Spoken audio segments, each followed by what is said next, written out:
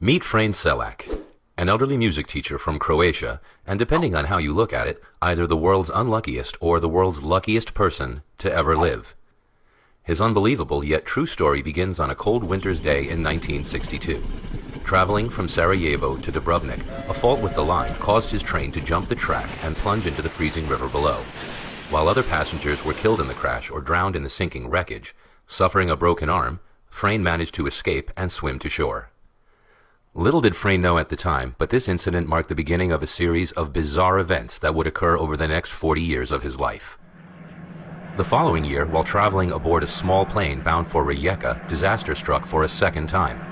Mid-flight, both engines stopped working, cabin pressure dropped, and the plane began losing altitude. You might have thought that this was probably the worst thing that could have happened, but you'd be wrong. While the plane plummeted towards the ground, a malfunctioning door blew off, and poor Frane was sucked out of the aircraft. Tumbling through the air without a parachute, Frane must have thought he was a goner.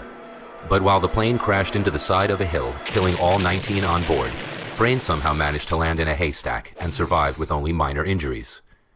Another 2 years went by before Frane's next brush with death. This time, while traveling by bus, ice on the road caused the wheels to lock up and the vehicle skidded through the safety guard and into the valley below. 4 passengers were killed, but not Frane. Tired, or perhaps terrified, of public transport, Frane began to travel mostly by car. But that didn't seem to help either.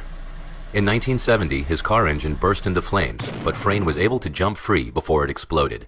Then, 3 years later in 1973, the fuel pump in his new car ruptured, causing another engine fire. But this time, the flames were blown straight at him through the air vents.